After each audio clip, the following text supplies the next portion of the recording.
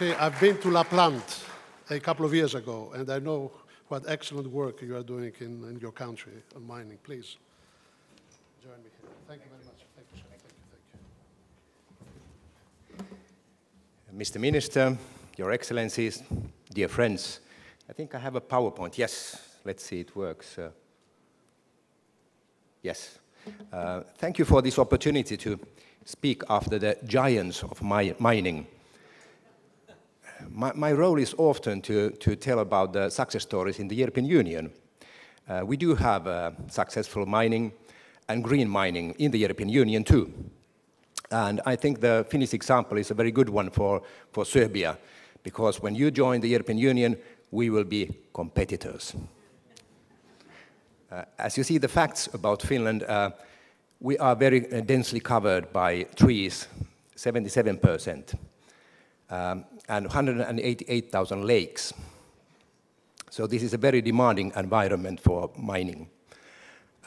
International analyses say that we are the greenest and cleanest country in Europe.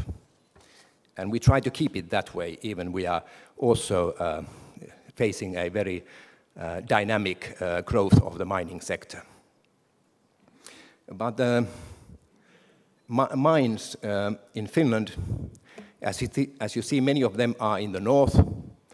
1/3 of Finland is in the Arctic region, so that area that we call Lapland is a very vulnerable one.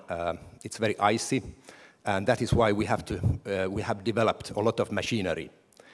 We have to dig in a very, very firm ground, and we have to dig very deep. Recently, it was just 2 years ago, CNN had a program about Helsinki, my hometown. It was about how Helsinki is actually a double town, that there are tunnels all over under the city. And the CNN said that this is because we are afraid of the Russians. But this is not the case. It is because it is cheaper to build underneath than on the terrain. We have found that we can use all the material we take out from the earth. We can use it to new products, and it is cheaper really to build a town under than above in Finland. So we have about 44 mines. We have the biggest gold mine in Europe, in Finnish Lapland. We have the biggest nickel mine in European Union, also in Finland. But the share of the mining is still very modest. It is only about 0.7% of the GDP. And we are planning to raise that. And our target for 2020 is that it could be something like 1% of the GDP. Our famous company Nokia, when it was at its peak, 2010, it produced some 3% of the GDP. So mining is still very, very modest in Finland. We have some 4,500 jobs in the mining sector. We are planning to have 5,000 by 2020. We are expecting to have 3 billion euros of investments in the coming 3 years. There are new mines on their way. And still, most of the resources are undiscovered. We have all the international players, the companies that are here working with us in partnership. We have also Finnish companies, of course, very active in this sector. And the turnover last year was 1.6 billion euros in the mining industry. We are expecting this to grow up to 2 billion in the beginning of 2020. And we are indirectly employing about 30,000 people in this sector, and we are, of course, expecting that also to grow. According to the Fraser Institute on the mining companies, they stated that year 2017, Finland was first globally in the mining jurisdiction. So they say that our system is very transparent, with excellent access to data and information. We also invest a lot in the research and education in this field. We have had a green mining research program, and we have built up a mineral cluster. So the green mining is a concept we want to develop and also, of course, work with that here in Serbia. We have 7 universities that offer geology or mining and technology education and research. We have 3 universities of applied sciences offering mining education, and we have about 10 vocational schools working with the mining.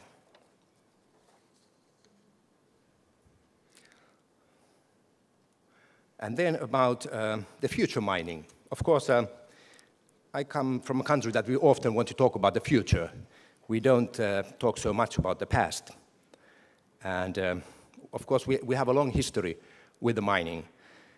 And we are a country of engineers, so we have wanted to develop machinery to get underneath, and that is also why our engineers have invented some technologies still in use in the mining industry, such as flash smelting of copper, advanced automatic pressure filters, and so on. We think that our goal is to provide the expertise that can be used in the global value chains in the mining, also in the future. Almost 30% of the underground technology used by the global mining industry comes from my country. Sustainable development, productivity, quality, and partnerships are the key words for future mining. Innovations, electrification, digitalization, and automation are ways of achieving these goals. Finland is one of the frontrunners of digitalization in the world, and this will have a huge impact also in the future mining. Sustainable and responsible mining is at the heart of Finnish extractive industry strategies, and I know that our partner, Ministry of Mining and Energy of Serbia, shares also these views. We have organized twice here with the Swedish Embassy a Nordic Academy of Mining, and the idea has been to accelerate development of the mining industry in Serbia. And we know that Serbia is the front runner in the mining legislation in this region. So congratulations for that, and we are also happy to continue our cooperation. We have also the first Finnish investment here in Kraljevo by the Afarak company in the mining sector. And we strongly believe that in partnership we can develop this whole segment in Serbia. Okay, the slides, yes, still. Okay, government, of course, we have the legislation put in place, as I mentioned. The most important thing is, of course, the guide for environmental impact assessment for mining projects. We have included mining in our clean tech programs. So that is like our thinking, that it must be green. We have, of course, some critical debate going on in Finland too about mining. There was a gypsum pond leak in Lapland, in Talvivaara, in 2012. It took some 4 years to handle that situation, and now the mine is up and running again and producing nickel. And what still about the future, we have just established a batteries from Finland program, and we are thinking that we have to link our minds directly to the battery industries. The idea is to become a leading country in the European Union in the battery market. As we know, we are the biggest producer of nickel in the European Union. So this creates a great potential for the batteries used for the cars, as the world-leading company PASF has just decided to invest 400 million euros in a battery factory in Finland.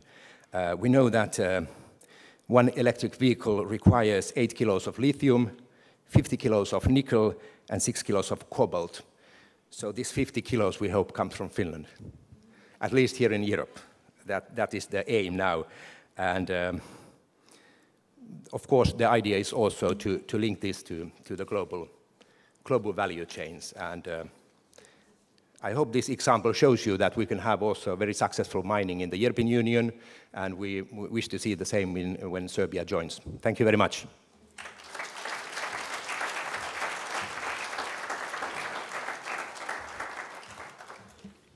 Ambassador Ikonen, thank you very much.